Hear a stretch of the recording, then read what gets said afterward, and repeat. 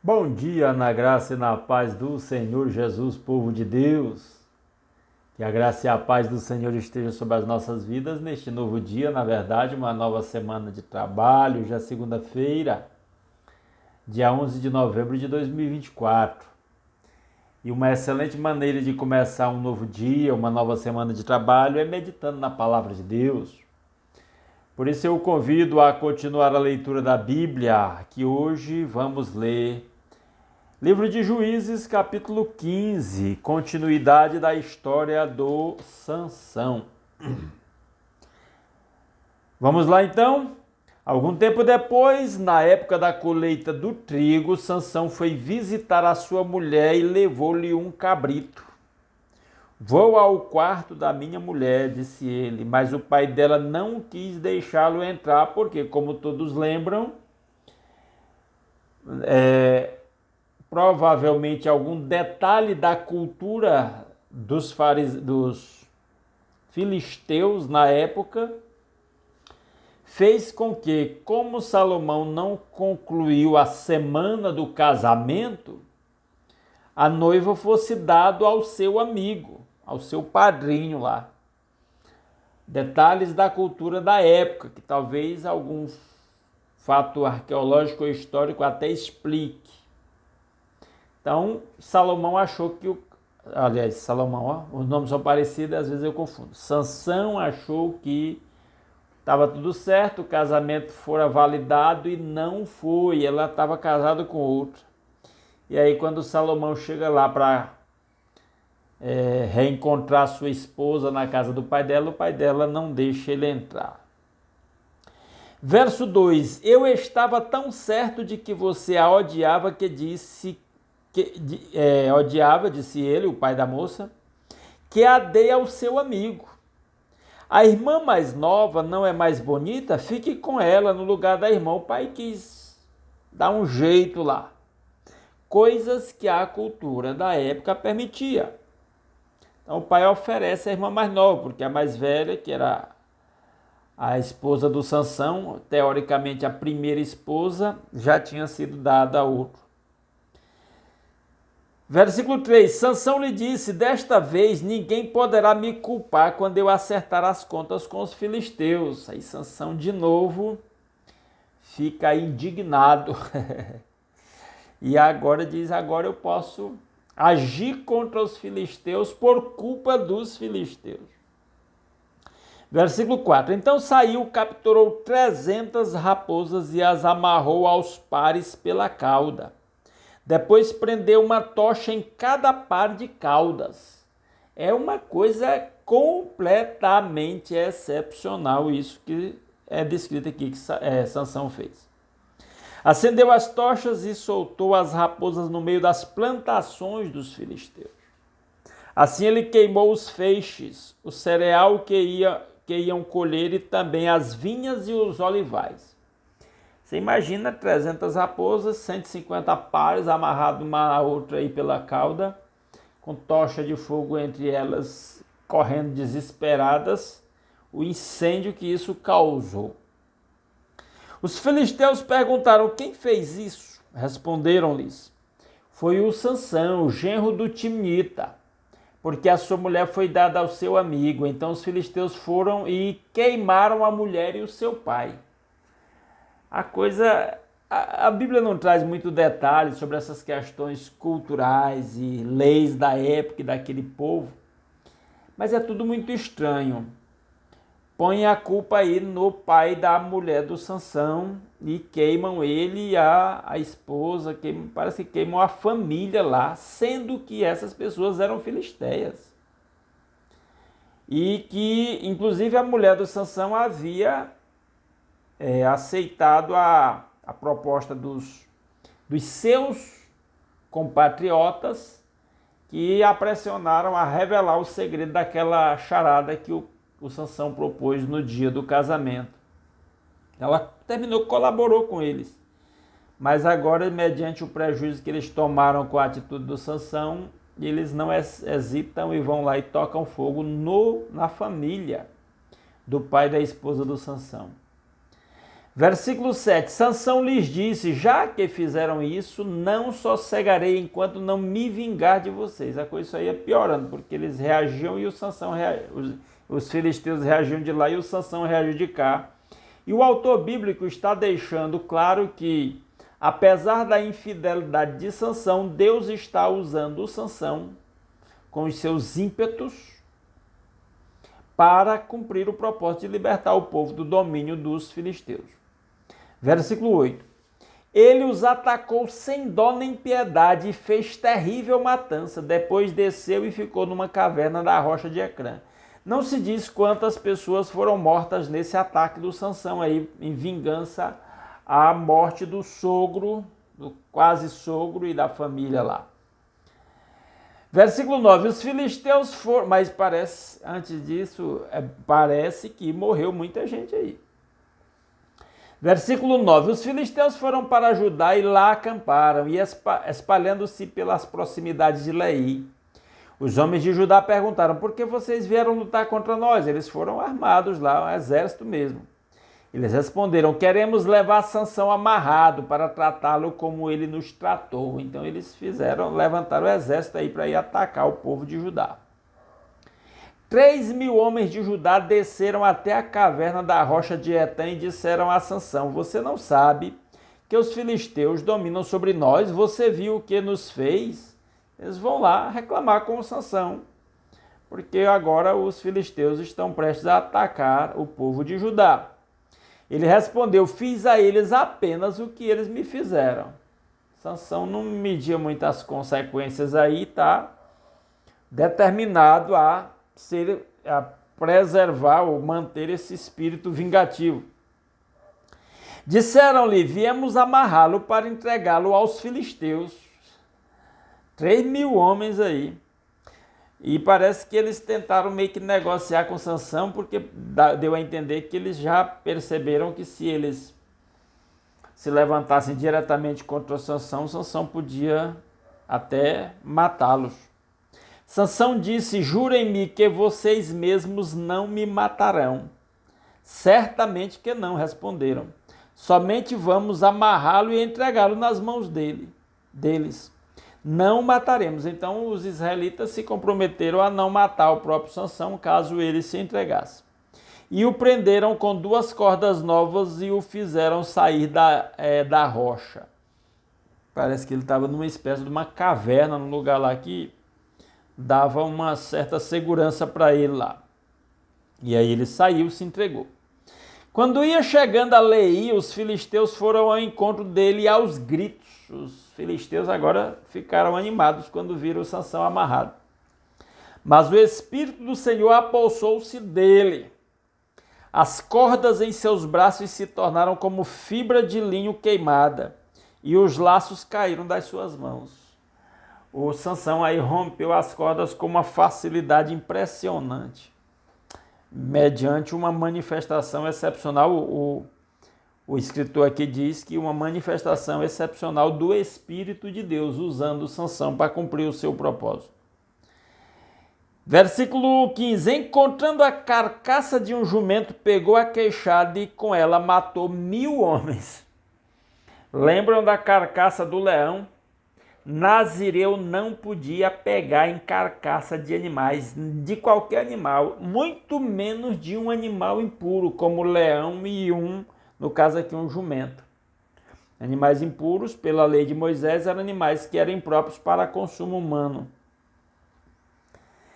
Versículo 16, disse ele então, com uma queixada de jumento fiz deles montões, com uma queixada de jumento matei 1.000 homens. É uma demonstração pelo escritor aqui, uma demonstração clara de que ele está dizendo, Sansão não cumpriu o seu propósito, não zelou pelo seu compromisso com Deus de Nazireu e violou esse compromisso quando comeu mel lá na carcaça do leão, quando agora pega uma queixada de jumento, ele se contamina, vamos dizer assim, cerimonialmente pela lei de Moisés. Mas aí é como se o autor estivesse dizendo, apesar disso, Deus está cumprindo o seu propósito por meio do Sansão e matando os filisteus. Versículo 17. Quando acabou de falar, jogou fora a queixada, e o local foi chamado Ramat-Leí. Tem uma nota de rodapé aqui que diz, que significa colina da queixada. Esse nome Ramat-Leí significa isso. Sansão estava com muita sede e clamou ao Senhor: deste pela mão de teu servo esta grande vitória. Morrerei eu agora de sede para cair nas mãos dos incircuncisos? O Sansão é o exemplo de que eu vou chamar assim, de um crente que apesar de crente não tem compromisso sério com Deus e que busca a Deus de acordo com as suas conveniências. E aproveito, já estamos quase terminando a leitura aqui, para dar uma palavra nesse sentido. Quando somos chamados por Deus para Cristo, nós somos chamados para andar em fidelidade, em santidade ao Senhor. Temos as nossas fraquezas, pecamos. João diz na sua primeira epístola que se dissermos que não temos pecado nenhum, enganamo-nos a nós mesmos e a verdade não está em nós. Então nós pecamos, mas o mesmo João diz no capítulo 3 da sua primeira epístola que quem nasceu de Deus não vive habitualmente no pecado. E há cristãos que abusam da graça de Deus e ficam flertando com o pecado e levando a sua vida cristã na superficialidade. O Sansão aqui é um exemplo de um cristão assim. Ele não era um cristão porque Jesus ainda não tinha nascido, mas no sentido geral era um crente em Deus. Mas era um crente carnal que só buscava a Deus de acordo com as suas próprias conveniências e que não se submetia à direção do Espírito de Deus. Cuidado com esse negócio de viver a vida cristã na superficialidade. Observando a realidade atual da Igreja de Jesus, eu particularmente percebo a igreja apostatando da fé todo dia. Pessoas confessando a fé cristã e vivendo vidas carnais, desenfreadas, seguindo os seus impulsos, instintos humanos carnais, como Sansão aqui tinha um espírito vingativo e sensual, insubmissa às orientações da palavra de Deus, buscando mulher entre o povo que não era o povo de Deus, não zelando pelo seu chamado de nazireu. Mas mesmo assim, Deus usando o tal do Sansão, né? Porque a palavra de Deus diz que Deus não pode negar-se a si mesmo e seus propósitos vão se cumprir. Jesus disse sobre si mesmo: passarão os céus e a terra, mas as minhas palavras não hão de passar. O homem perde quando não se submete a Deus e não se deixa usar para que os propósitos se cumprem em sua vida e por seu intermédio. O homem perde, mas os propósitos de Deus não podem ser frustrados, como disse Jó. Jó disse: eu sei que tudo podes e que nenhum dos teus propósitos pode ser frustrado. Quando Sansão aqui agora, morrendo de sede, pede a Deus para... será que o Senhor vai me deixar morrer de sede? Verso 19, Deus então abriu a rocha que há em Leí, e dela saiu água. Sansão bebeu, suas forças voltaram e ele recobrou o ânimo. Por esse motivo, essa fonte foi chamada em Acoré, e ainda está lá está em Leí. Em Acoré significa a fonte do que clama. E era uma rocha, a água saiu da rocha aqui. O apóstolo Paulo diz lá aos Coríntios que a rocha que acompanhou os israelitas era Cristo. Então nós podemos dizer que essa água que sai da rocha para descedentar o Sansão é um símbolo da presença de Cristo para todos aqueles que buscam a Deus. Versículo 20, para terminar, Sansão liderou Israel durante 20 anos no tempo do domínio dos filisteus. Ele não libertou rapidamente, nem totalmente do domínio dos filisteus, por causa de toda essa sua superficialidade com que ele viveu a sua fé. mas ele teve uma liderança reconhecida sobre os israelitas durante esse período de 20 anos, e ainda tem um pouco da história do Sansão aí no capítulo 16, que nós vamos ler amanhã. Tá certo? Se você gostou desta leitura, espero que ela tenha sido esclarecedora e abençoadora para você. Deixa um like nesse vídeo, se não gostou, deixa um dislike, comenta aí o que você achou, concordando ou até discordando de alguma coisa que eu disse. Se puder nos apoiar aí compartilhando esse vídeo nas suas redes sociais, nos seus grupos de WhatsApp, faça isso, por favor. E se alguém é novato por aqui, não está inscrito no nosso canal, gostou desta leitura comentada da Bíblia, a gente quer ler um capítulo aqui todo dia, até ler a Bíblia toda.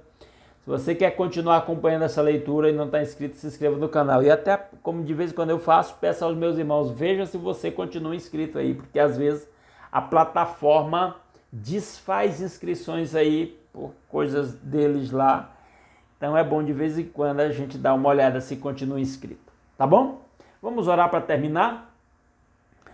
Nosso Deus e nosso Pai maravilhoso, muito obrigado a Deus por todas as bênçãos com que o Senhor nos tem abençoado. Obrigado por uma noite de paz, obrigado pelo novo dia, pela nova semana que começa, nova oportunidade, novas experiências, novas realizações, novos aprendizados. Obrigado pelo lar, pela família, pelo pão de cada dia, pela proteção com que o Senhor nos tem cercado. Obrigado por poder começar esse novo dia meditando na palavra, alimentando o nosso espírito com a mesma, buscando a face do Senhor em oração, intercedendo uns pelos outros. Nessa hora, meus irmãos colocam diante do Senhor a vida dos seus entes queridos pelos quais eles intercedem, pedindo milagres na vida dos seus servos. Ó Deus, que a bênção do Senhor esteja sobre o seu povo. E abre, ó Deus, o nosso entendimento para compreender as manifestações da sua graça, a sua bênção sobre as nossas vidas. E que tenhamos um coração agradecidos, reconhecendo tudo que o Senhor tem feito a favor do seu povo. Colocamos diante do Senhor a vida de cada um dos meus irmãos, faça prosperar o trabalho de cada um. Ó Deus, abra portas de emprego para quem está desempregado, dê soluções financeiras para quem está endividado, dê sabedoria ao seu povo para administrar com muita responsabilidade os recursos que o Senhor tem disponibilizado a cada um, para que vivamos em abundância, em prosperidade, em liberalidade no seu reino. Que a bênção do Senhor esteja sobre o lar de cada um dos meus irmãos, que os lares de cada irmão seja um templo de adoração ao Senhor, onde a paz, o amor, a alegria do Espírito Santo estejam presentes. Ó Deus, fazendo de cada lar um lugar de segurança, de estabilidade, de crescimento, de adoração ao Senhor. Que a bênção do Senhor esteja, ó Deus, sobre cada igreja local, cada congregação, cada pastor, líderes em geral. Aviva a sua obra. Aviva os seus servos, renova o ânimo a cada manhã para cada pastor continuar liderando o seu povo, olhando para Jesus, autor e consumador da nossa fé.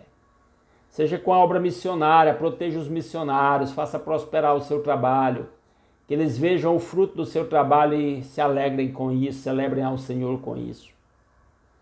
Ó Deus, rogamos especialmente por aqueles missionários que estão em lugares onde é proibido pregar o evangelho, onde suas vidas até correm risco, onde eles podem ser presos, podem ser perseguidos, podem até ser mortos ou expulsos do país.